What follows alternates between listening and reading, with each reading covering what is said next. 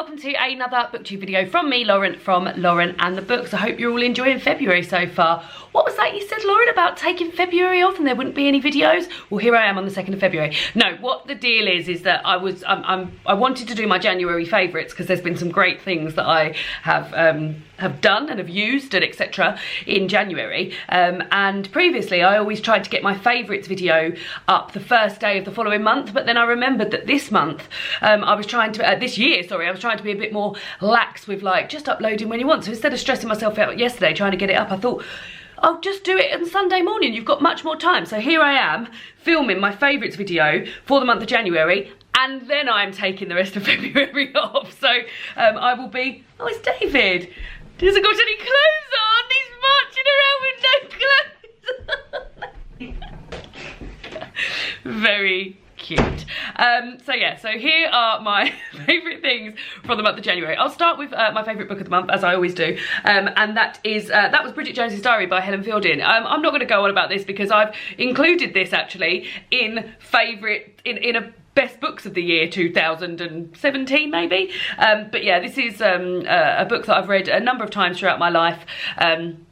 And although it was written in the 90s and there's a lot in there about sort of like women and relying on men and things like this, for me, I find this so funny, and whatever time I read it during my life, I seem to get a little bit more from it. And yeah, I just feel like it's just, I really, really love the book. So that is why it's my favourite book of the month. Lots of stuff to show you, lots of stuff to not show you, but talk about. Let's do the two things that are not show you. So these are a film that I watched in the month of January, and a TV show that I've been watching. Oh dear, just looking at my friend Emma's bought me some tulips, and they seem to have seen better days up there, so I need to maybe put some more water in those. But first, the film I want to talk about is the film that I saw at the beginning of the month, and that's Little Women. I loved this film, and I honestly think it's probably going to be one of my favourite films of all time.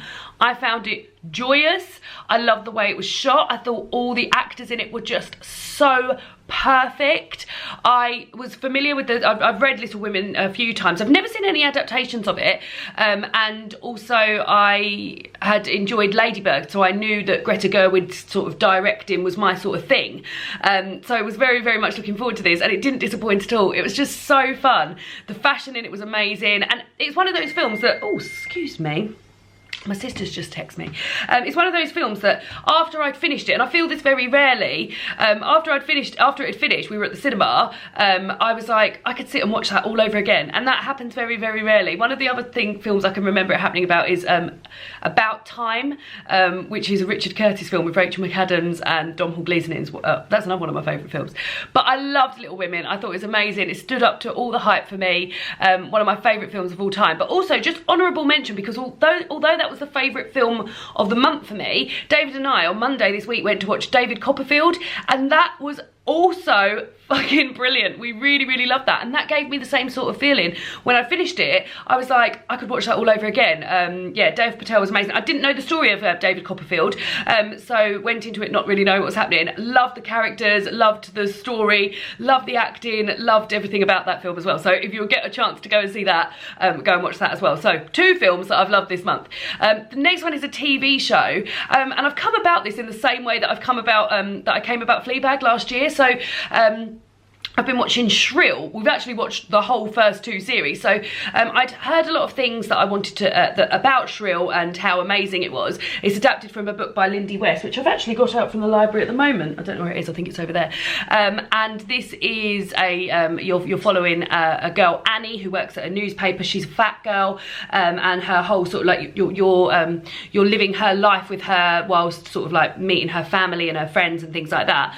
And she's had sort of like her whole life's been embroiled in this big weight thing, and her mum's always had her on diets, and she's on a diet now, and blah blah blah blah blah, and she's never really felt like she's never had like romantic experiences with men. She's always felt like she'll do for those men, like because she's fat, etc, etc. Anyway, I'd seen this clip of the actress A.D. Bryant, who plays Annie in the show, dancing at a pool party, this scene of her dancing at a pool party, and I thought, that is a programme I want to watch, it looks amazing.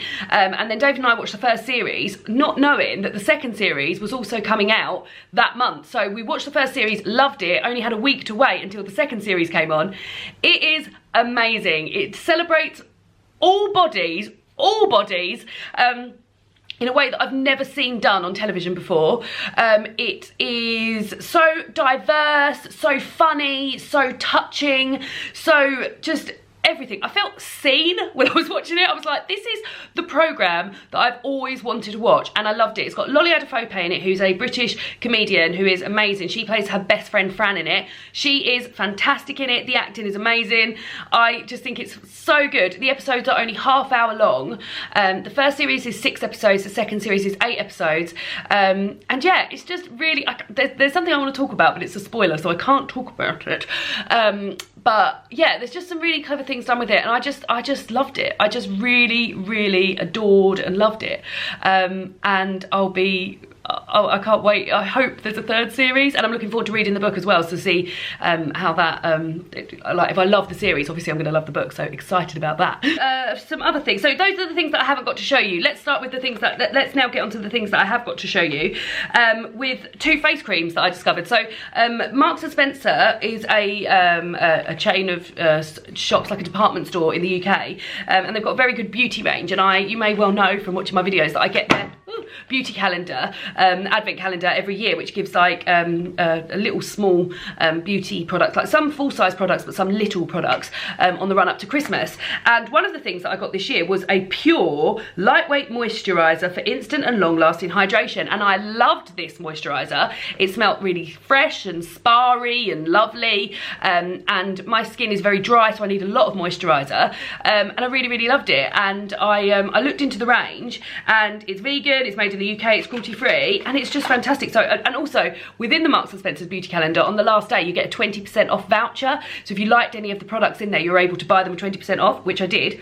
So, oh god, it just smells so, like, very herbal. It reminds me a bit of Liz Earle's her products. Is it Liz? No. Clarins. Before I switched over to cruelty free, I used to use a Clarin, sort of like, I think it was called like Mountain Herbs or something like that. Really sort of herbal and lovely. So that's the day cream. I think that was £16, but I've been using it every day and I've still got loads left. And then I also saw that they did a night cream, and I always use the Marks & Spencer's night cream anyway. God, this is even nicer than that one. And I knew I was going to need one, so I thought, well, while I've got this 20% off voucher and I'm ordering this, I'll get one of these as well. Again, natural, vegan, cruelty-free, blah, blah, blah. But what I really like about this is that this is made from the byproduct of wine made by Marks & Spencer's. So instead of normally just chucking the grape skins away and chucking whatever's left of the grapes after they've made the wine, they make it into overnight night cream. So very happy about that. So yeah, 2 great, both £16, but I had 20% off. So if you're looking for a new cream, I would definitely recommend this. This one's a bit, it's got radiant, it's like a radiant one as well, so I always feel like in the morning my skin always feels really nice and I look quite bright. So yeah, 2 really good face creams that I would definitely recommend. Let me show you. So what I think I'm going to start doing is every month I'm going to tell you about the favourite thing I cooked that month. David and I have recently signed up, we're trialling a number of food subscription box things like HelloFresh and Gusto and things like that. So we're doing a lot of cooking, rather than, not that we do a lot of oven cooking, but like we've been doing a lot of cooking. So I thought, oh, it would be a good opportunity to mention something that we've cooked that month that we've really enjoyed. And I do sometimes do that, but I haven't been doing it regularly. Well, anyway, it's nothing to do with those food subscription boxes. My favourite thing I've cooked, which didn't involve any cooking this month, is this chopped fattoush salad.